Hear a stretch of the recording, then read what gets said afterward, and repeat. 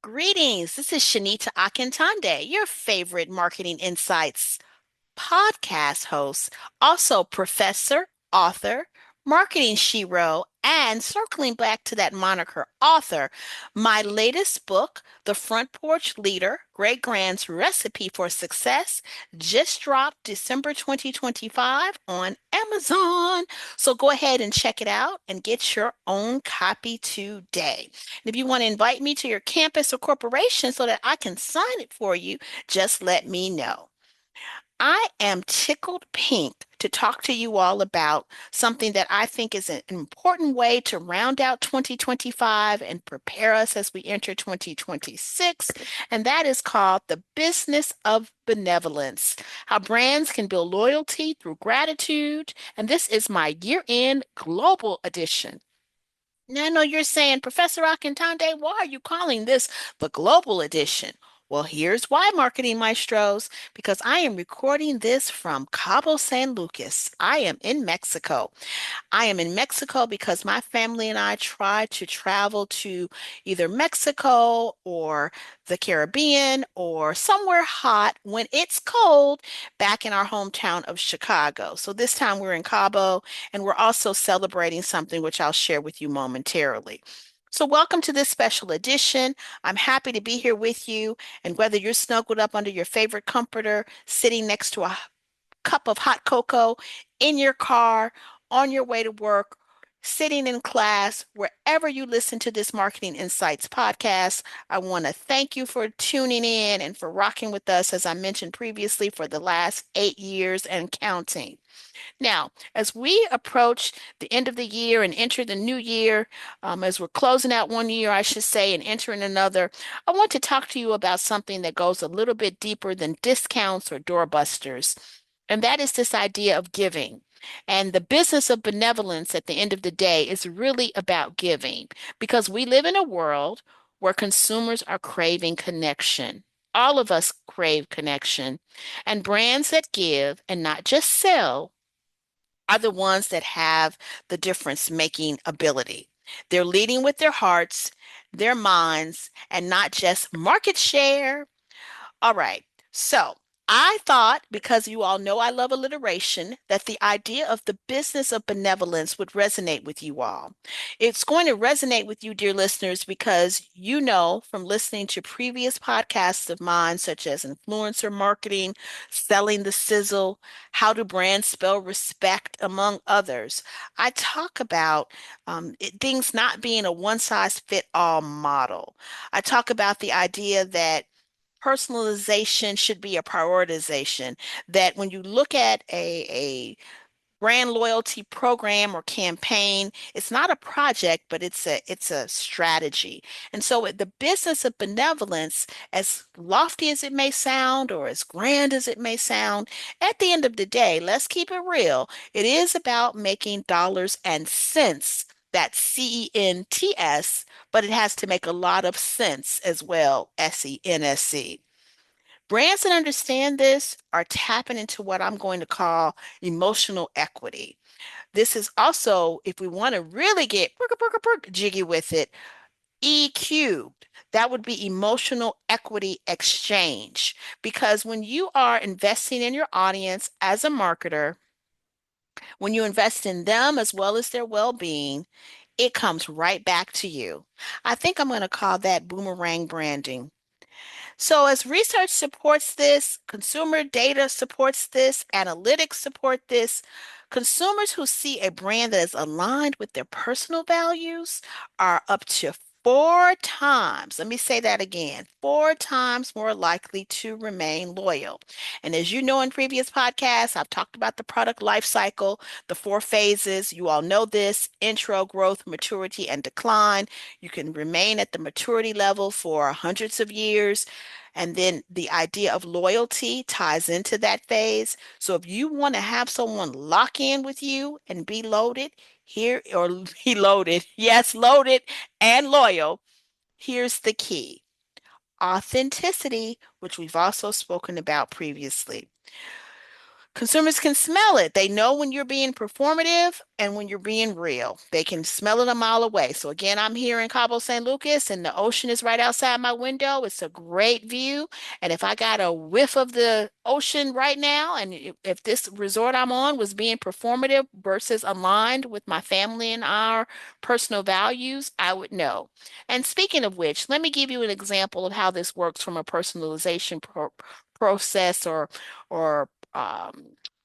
process or attitudinal approach more specifically. So I mentioned we're here in Cabo. We come here a lot. This resort that we're on has bonded or co-branded, I should say, more recently with a hotel chain.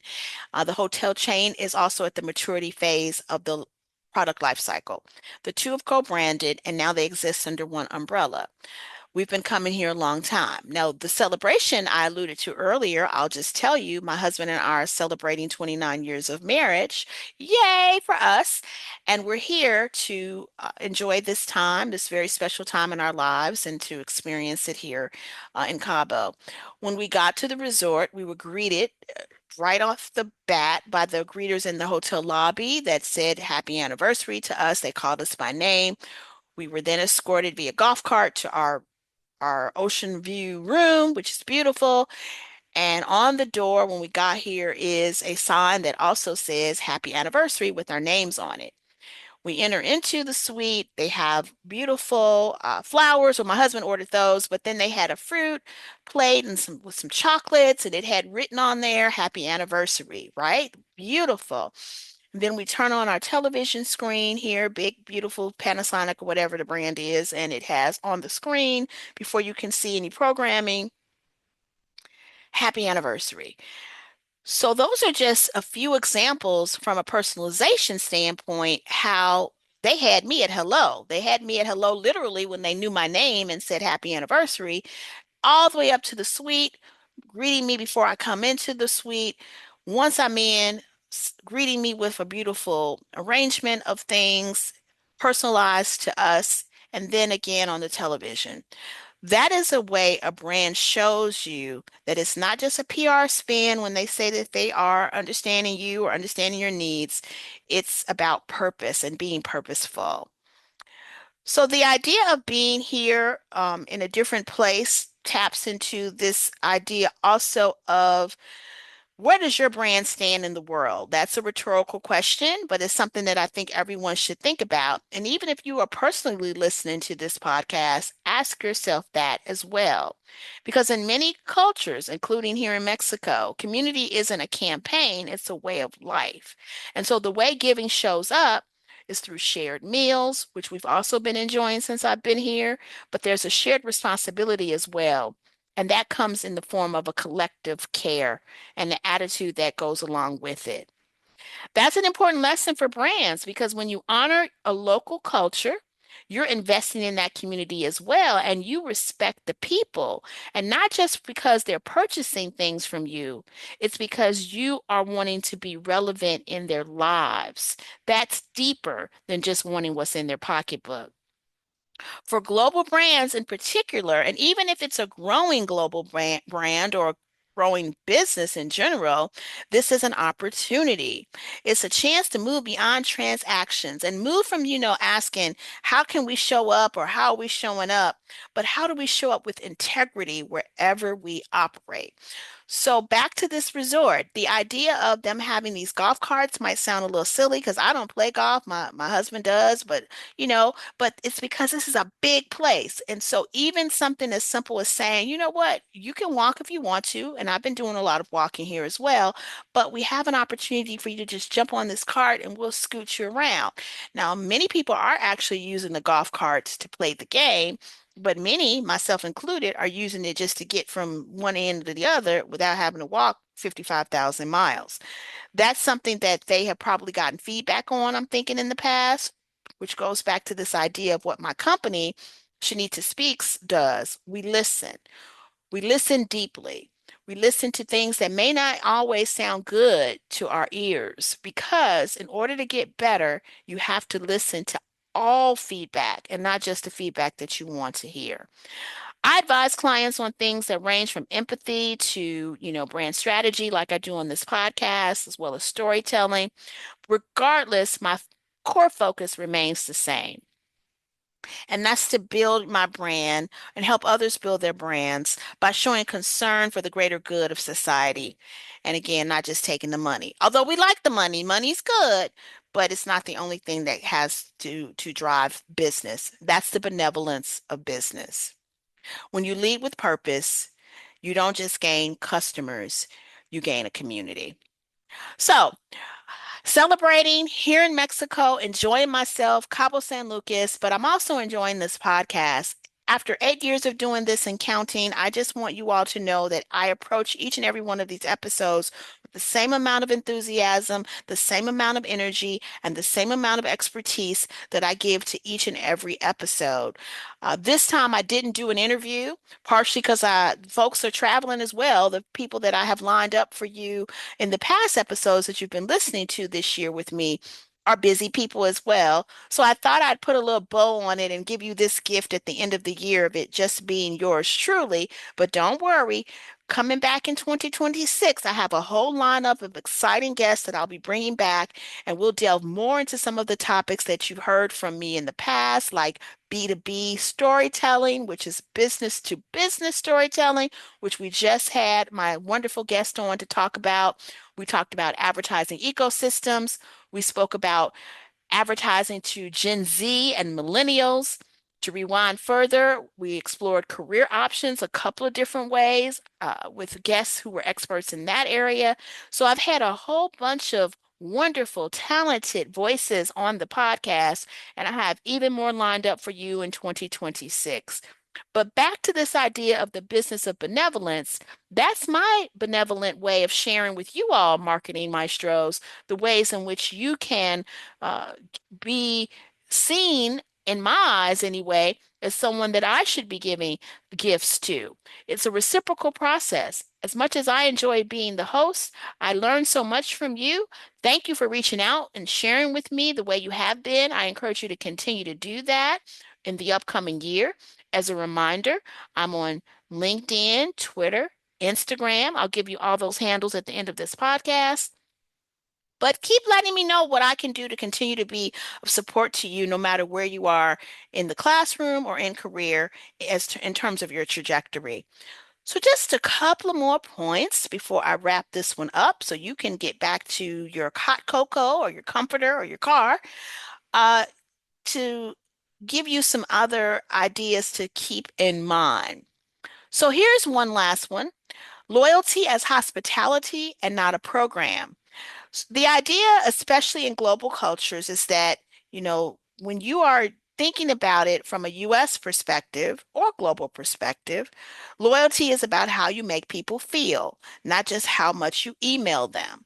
And I'm not disrespecting email marketers. I know that's a very tangible and beneficiary way to reach consumers.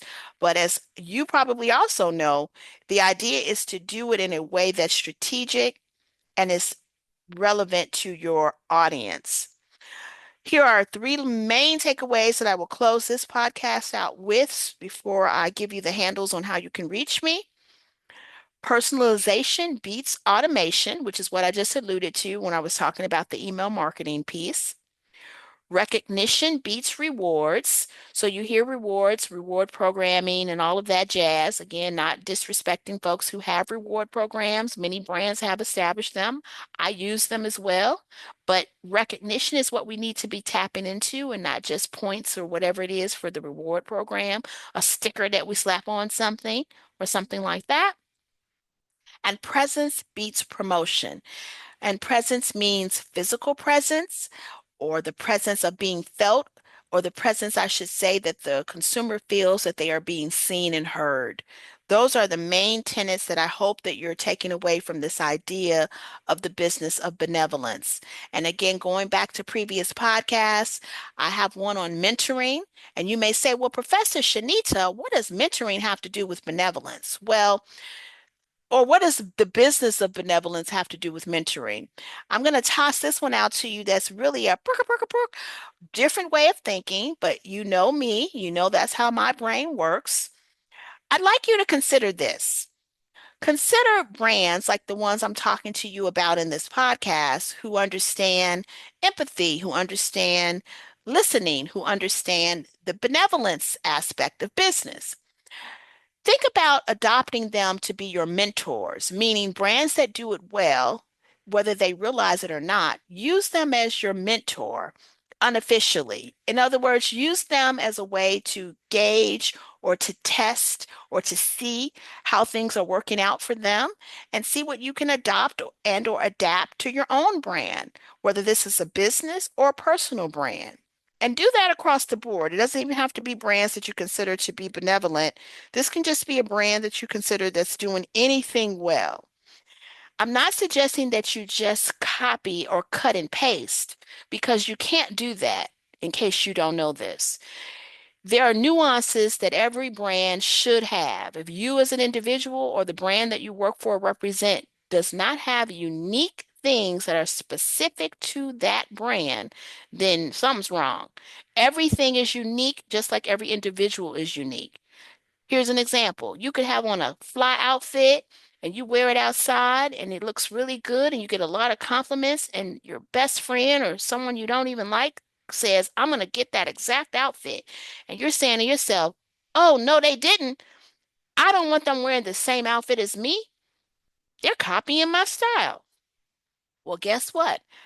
Don't worry about that. Let them go get the exact same outfit down to the shoes because it's not going to look the same on them. Trust and believe. You understand what I'm saying? So the same thing applies to what I'm saying about the mentoring piece. Either you take some information that you get from someone, or maybe someone takes some information that they get from you. It doesn't matter because if they're smart, what they'll do is take that information but tailor it so that it is uniquely fitting for them, if it even is, because sometimes it may not be. And I'm really talking about the outfit now, y'all, if you're not following versus the branding. But back to the podcast. The business of benevolence is that when you give and give and give, you get so much more in return. It's no such thing as an empty well because the well will continue to overflow. Just like I hope that each and every one of these podcasts does for you, dear listeners. Now, back to how you get in touch with me. You can find me on LinkedIn at Professor Shanita Akintonde or on Twitter at Shanita Speaks. I'm on Instagram now, guys. That's at Shanita Baraka _mama. And I'm also on missing one. Well, oh, my website, www.shanitaspeaks.com. But most importantly, please sign up, subscribe, like, and share wherever your favorite podcasts are found, Marketing Insights. We are on iTunes, Audible, Google Play, Apple Play, blah, blah, blah Play. Find us, like us, share, subscribe. Thank you so much. I hope 2025 was everything you wanted it to be. And here's looking forward to 2026. Bye bye.